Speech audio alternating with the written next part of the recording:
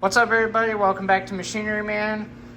Today we are going over how I set up my hood stack on the 430. I've had a few requests on of people asking if I could do a video on how I did my hood stack. So today, that's what this video is. So, as you can see here, this is a new setup to what I had last time. That's the old setup to what I had last time.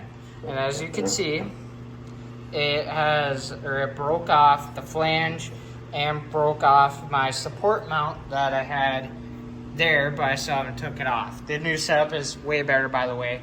I'm just showing you what I did so you guys can learn from my mistakes and do it the new way or do it your own way. But anyway, this is the old setup. And as you can see here, this is some galvanized pipe here. It's two and a half inch, but anyway, it does not matter. The original idea was this hood stack, this part down was under the hood, and this would obviously stick out the hood, and obviously needed a way of opening the hood without too much fuss. The original idea, you just unscrewed that, and then you can get your hood open. Well, the issue I ran into is I think it is too heavy, and between the vibration of the diesel running and just the weight of the hood stack, it broke off. So I was thinking of new ideas for the 430, and I began to think of how they did it on the pickups, like, well, you know, just your typical every hood stacked diesel truck you see out there.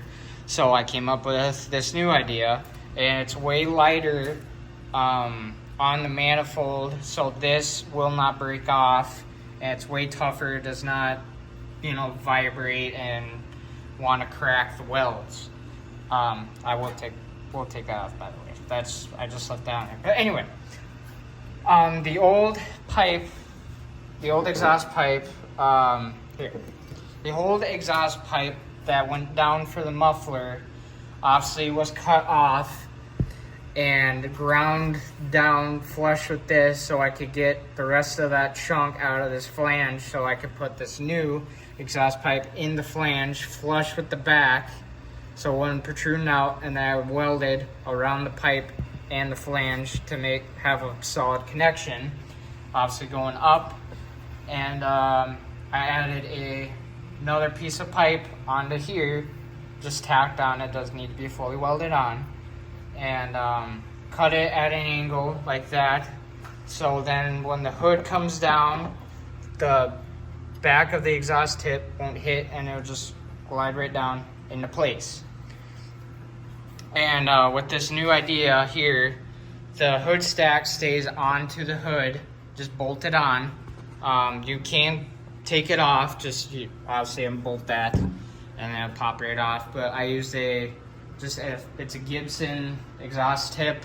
I welded it onto the plate, or one of the plates, and then I made another plate for the back, bolted it together so it's sandwiched in the hood, not coming off, not vibrating, very solid setup.